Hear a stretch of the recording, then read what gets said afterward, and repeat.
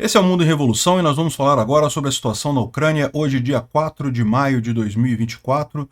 São 4 horas da manhã aqui no Rio de Janeiro, 10 horas da manhã lá em Kiev, no momento que eu gravo esse vídeo. Eu estou gravando esse vídeo mais cedo do que de costume, porque vocês sabem, hoje é o dia da minha cirurgia, eu tenho que ir para o hospital daqui a pouquinho. Então vai ser também um videozinho rapidinho. E o vídeo de Israel vai ser feito só depois da minha cirurgia, lá no quarto do hospital. Amanhã eu já volto para casa, então amanhã as coisas já devem normalizar, embora o vídeo da Ucrânia de amanhã também pode ser que seja mais simplificado um pouquinho, né? Pois bem, tivemos um ataque de drones russos aqui contra a cidade de Kharkiv, que causou algum prejuízo à infraestrutura civil, mais uma vez, os russos querendo causar terra arrasada aqui em Kharkiv, um absurdo isso.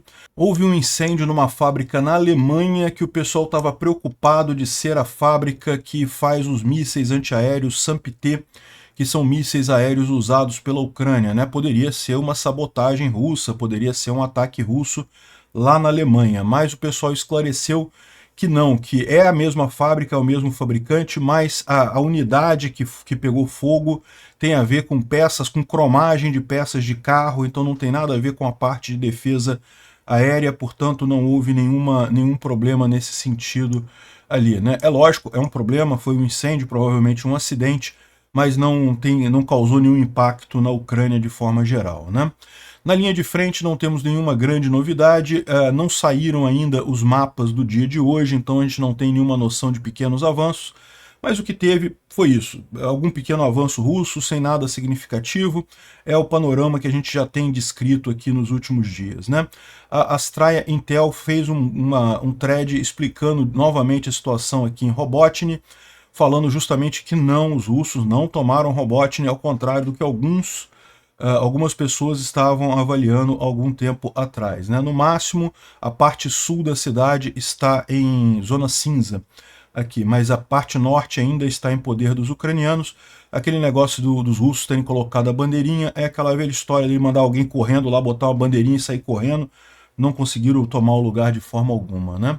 Os protestos na Geórgia continuam muito grandes contra a lei dos agentes estrangeiros russos, né? Então cada vez maior ali o confronto entre polícia e manifestantes. A situação está ficando crítica ali na Geórgia, né? E a gente tem boas notícias em termos de ajuda. A Giorgia Meloni prometeu mais um SAM-PT, que é um sistema de defesa antiaéreo de fabricação italiana e francesa, que é o equivalente a um Patriot. Então é mais um Patriot para a Ucrânia. Excelente notícia isso, temos outras boas notícias em termos de armas também. Vamos falar sobre esses e outros assuntos em detalhes. Essas notícias foram sugeridas por pessoal da Cartinha da Democracia, Corvo Joe e várias outras pessoas. Obrigado aí ao pessoal que sugeriu as notícias lá no nosso site, no wrevolving.com. E obrigado a você que está assistindo o nosso vídeo. Se você gosta do nosso conteúdo, por favor, deixa o seu like e se inscreva aqui no canal, né? Pois bem, como vocês podem ver, os russos lançaram alguns drones contra a Ucrânia, particularmente contra Kharkiv. Kharkiv tem sido um alvo frequente dos russos aqui, tanto com drones, quanto com bombas FAB, quanto com mísseis. Realmente muito triste, basicamente visando infraestrutura civil. Causou algum dano, sim, à infraestrutura civil, nada de militar. Enfim, é o que aconteceu de ontem para hoje, né? Teve esse incêndio também no shopping center em Khabarovsk, lá na Rússia.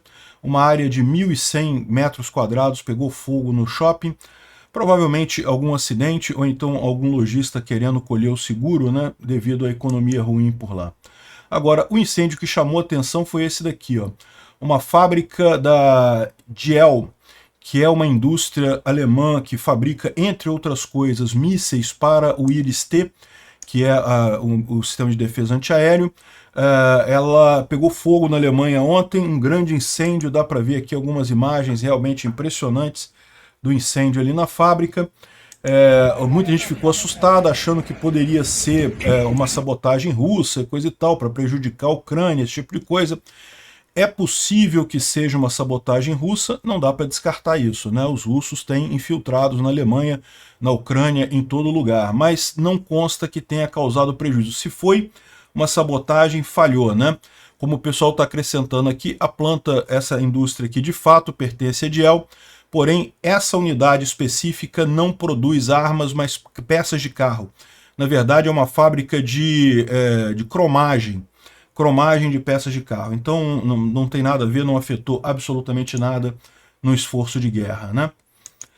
Bom, falando sobre a linha de frente, mais uma vez não teve nenhuma grande mudança aqui, alguns pequenos avanços russos, os russos continuam insistindo muito nesses últimos dias, eles sabem que não tem outra possibilidade, né, não vão ter outra oportunidade mais adiante. Alguns dias atrás a gente falou sobre a situação aqui em Robotny, em que houve uma imagem dos russos com uma bandeirinha aqui no norte do vilarejo de Robotny, né? O vilarejo de Robotny é uma cidade pequena que já foi totalmente destruída, um vilarejozinho, não tem nada mais ali, né? Mas isso já desde a ofensiva ucraniana do verão passado, e os russos botaram uma bandeirinha ali, né? E aí muita gente marcou Robotny como retomada pelos russos e coisa e tal. A propaganda russa está fazendo muita questão de dizer isso, que não, que retomamos Robotny e coisa e tal. Mas a verdade é que não, né? E a Astra Intel explica aqui, ó. Muitos de vocês pediram para eu explicar a situação no vilarejo de Robotny. Deixa eu falar uma coisa bastante clara, né? Atualmente, nenhuma parte de Robotny está sob controle das forças russas. Porém, a questão está no fato de que a parte sul, a metade sul do vilarejo, está numa zona cinza. Naquela área é impossível, tanto para os russos quanto para os ucranianos, manterem alguma posição ali, né? Nem os russos conseguem fazer a posição ofensiva, nem os ucranianos defensiva, porque simplesmente não tem nada ali, então é uma área totalmente destruída, né? Os ucranianos no norte, eles têm algumas trincheiras, têm algumas posições defensivas, mas do sul para baixo, do centro para baixo, eles não conseguem isso. Todo dia o inimigo consistentemente tenta tomar as posições ucranianas, né, os russos, com o apoio de veículos armados e carrinhos de golfe, aqueles carrinhos chineses, né? Porém, esses esforços acabam com eles sendo identificados e neutralizados por drones e artilharia ucraniana. Alguns russos foram, então, numa tentativa de se esconder entre os escombros do vilarejo, mas eles foram rapidamente caçados por drones ucranianos no mesmo dia e no dia seguinte. A situação é, de fato, desafiadora, porque desde que as fortificações no sul de Robotny foram pegas, realmente não tem nenhum lugar para se segurar ali em Robotny, né? Ou seja, o que ele fala é o seguinte: havia uma série de trincheiras aqui no sul de Robotny que os ucranianos tinham preparado, era a posição defensiva ucraniana aqui, e infelizmente essas trincheiras foram tomadas pelos russos, né, aqui no sul de Robotny. E com isso os ucranianos ficaram numa posição ruim. Por quê? Porque no vilarejo em si não tem muita defesa, só do norte para cima, tem outras trincheiras aqui mais acima. Então essa é a situação, né? É lógico, os ucranianos estão com aquela ideia de que não vão se segurar para manter a todo custo o território, não é isso. A questão é que no fronte de Zaporizhia, isso é considerado o fronte principal para os ucranianos aqui, diferente do fronte leste, que eles não se importam muito de perder posição aqui. O fronte de Zaporizhia, os ucranianos têm mantido com mais rigor, é considerado um fronte estratégico para ganhar essa guerra, né? Então, de novo, os ucranianos não vão se segurar a qualquer custo em Robotny. Se tiver que ceder a Robotny, não tem problema. O foco agora é manter os recursos, manter o pessoal, manter equipamento, mas, por enquanto, ainda não chegamos nesse momento, né? O Tatarigram traz a informação aqui que, apesar dos esforços da propaganda russa para dizer a narrativa de que a Rússia está avançando todo dia e não sei o que lá, e o grande objetivo aqui, no caso, é justamente tentar assustar o Ocidente, assustar a Ucrânia. É a última coisa que a Rússia pode fazer, eles não podem fazer nada além disso, né? Apesar dessa narrativa, a informação é que lá em Bielorrivka, os ucranianos conseguiram de fato repelir todos os assaltos sem nenhum avanço russo aqui, né? Bielorrivka é esse outro ponto aqui do fronte, não é o fronte principal prioritário para os ucranianos, mas é lógico, podendo evitar avanço russo, os ucranianos vão evitar avanço russo, né? Então, aqui em Bielorrivka, os ucranianos conseguiram impedir esse tipo de coisa, né? Bom, o Azov Sul traz aqui um recadinho que saiu lá nos bloggers russos, dizendo que existe um novo tipo de drone ucraniano. Isso é uma coisa muito positiva, a Ucrânia de fato desenvolve novos drones, o tempo todo está tendo novidades sobre isso. E ele diz aqui que primeiro o drone voa sobre o equipamento e joga munição incendiária. A munição incendiária entra em ignição no ar, provavelmente alguma coisa com fósforo, não dá para apagar esse incêndio, e depois da substância incendiária que chegou, o próprio drone se explode junto do equipamento. É o caso que a gente estava explicando, né? Como que a Ucrânia vai fazer para contornar as redes de proteção, os tanques tartaruga e coisa e tal, né?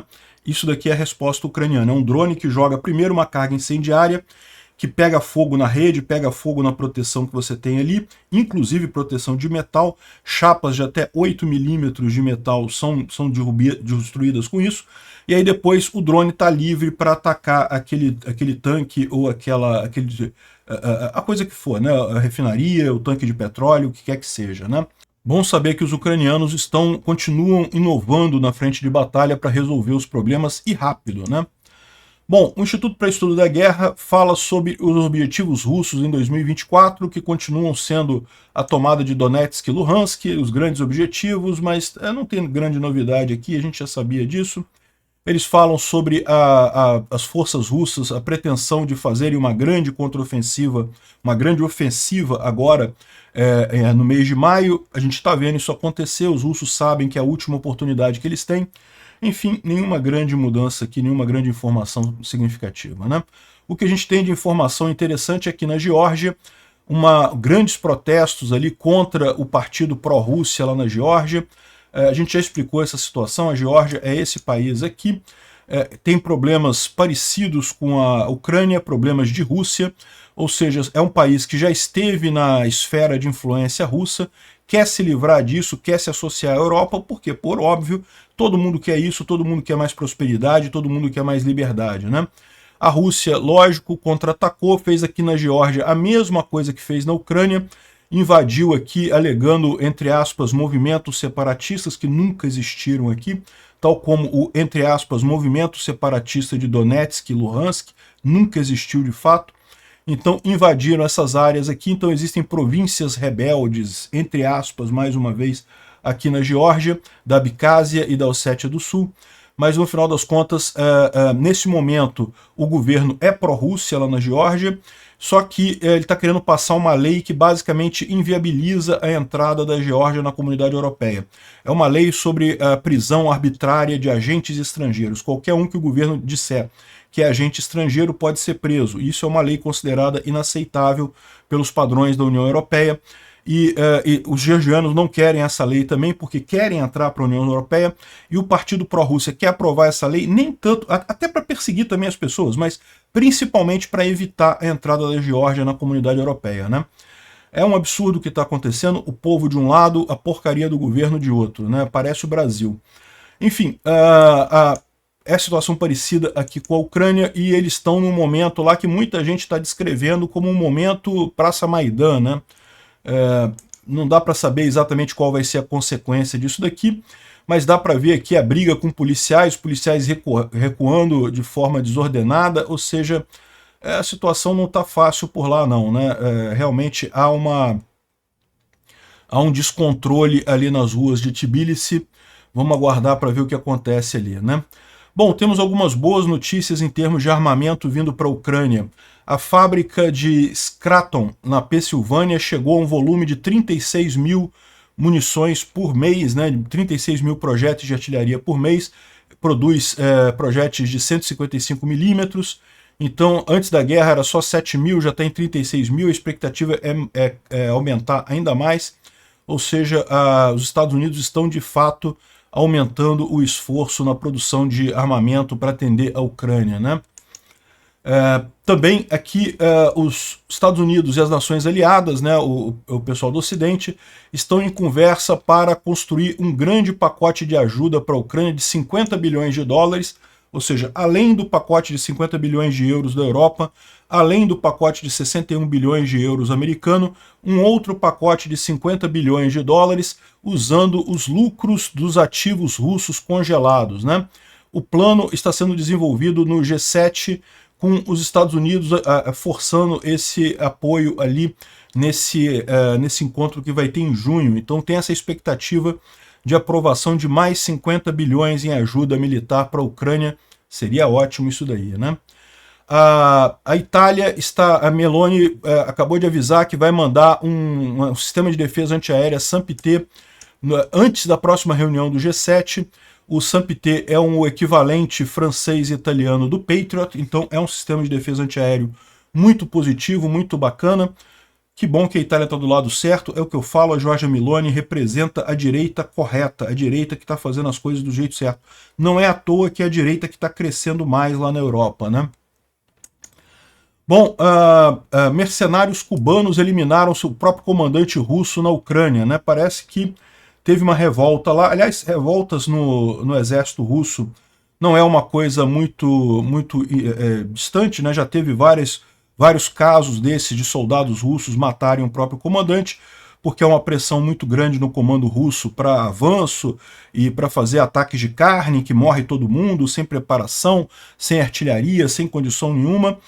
E algumas vezes os soldados simplesmente se recusam a fazer isso, eventualmente chegam em confronto com o oficial e acabam gerando este problema todo, né? Enfim, parece que os mercenários cubanos fizeram um favor aí aos ucranianos, eliminando o comandante. Tomara que façam isso mais vezes. Obrigado por assistir o vídeo até o final. Se gostou do conteúdo, não esqueça de deixar o seu like, isso ajuda o canal a crescer e a chegar para mais gente. Se não gostou, deixe o dislike e explique nos comentários como podemos melhorar. Comente também sugestões de temas que podemos trazer por aqui. Comentários insultuosos ou defendendo ditaduras e criminosos de guerra serão sumariamente bloqueados. Agradeço a compreensão. Se ainda não é inscrito no canal, considere se inscrever clicando no botão inscrever-se abaixo e marcando a campainha para todos os avisos.